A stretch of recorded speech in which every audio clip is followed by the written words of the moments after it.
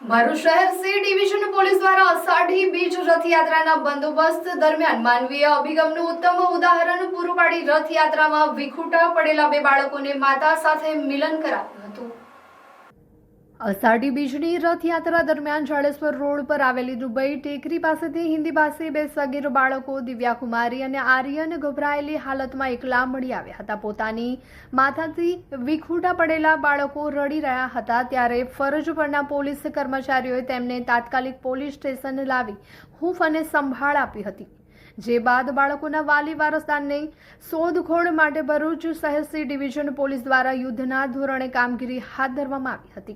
બાળકો પાસેથી મળેલી માહિતી મુજબ રથયાત્રાના રૂટ પર ફરજ બજાવતા તમામ પોલીસ અધિકારીઓ અને કર્મચારીઓને વાયરલેસ સેટ દ્વારા આ અંગે જાણ કરવામાં આવી હતી। આ ઉપરાંત સોશિયલ મીડિયા અને વોટ્સએપ ગ્રુપમાં બાળકોના ફોટા તથા માહિતી પ્રસારિત કરી સઘન તપાસ શરૂ કરવામાં આવી હતી। પોલીસની આ શોધખોળ માત્ર ડિજિટલ માધ્યમો પૂરતી સીમિત ન રહી પરંતુ રથયાત્રાના રૂટ પર પબ્લિક એડ્રેસ સિસ્ટમ દ્વારા સતત અપીલ કરવામાં આવી હતી। સ્થાનિક રહીશો અને વેપારીઓની મદદ લઈ આસપાસના વિસ્તારોમાં પણ તપાસ કરવામાં આવી હતી। પોલીસની ટીમ સતર્કતા અને સંકલિત પ્રયાસોના પરિણામે ખૂબ જ ટૂંક જ સમયમાં બાળકોની માતાની ઓળખ કરવામાં પોલીસને સફળતા મળી હતી। માતાની યોગ્ય ઓળખ કર્યા બાદ બંને સગીર બાળકોને સુરક્ષિત રીતે તેમના હવાલે સોંપવામાં આવ્યા હતા। પોતાના બાળકોને હેમખેમ પરત મળતા માતાની આંખો હર્ષના આંસુથી ભરાઈ આવી હતી।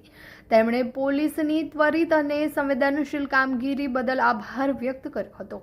પોલીસની આ સમય સૂચકતાએ ફરી એકવાર સાબિત કર્યું છે કે પોલીસ ખરેખર પ્રજાની મિત્ર અને સાચી રક્ષક છે। ભરૂચ શહેર સી ડિવિઝન પોલીસ સ્ટેશનના પોલીસ ઇન્સ્પેક્ટર એન.આર. ચૌધરી અને તેમના ટીમના અથાગ પ્રયાસોના કારણે આ સમગ્ર ઓપરેશન સફળ રહ્યું હતું। અષાઢી બીજ જેવા પવિત્ર તહેવારના દિવસે પોલીસ દ્વારા કરવામાં આવેલી આ માનવતાભરી કામગીરી સમગ્ર શહેરમાં ચર્ચાનો વિષય બની છે અને નાગરિકો દ્વારા પોલીસની કામગીરીની વ્યાપક પ્રશંસા કરવામાં આવી રહી છે।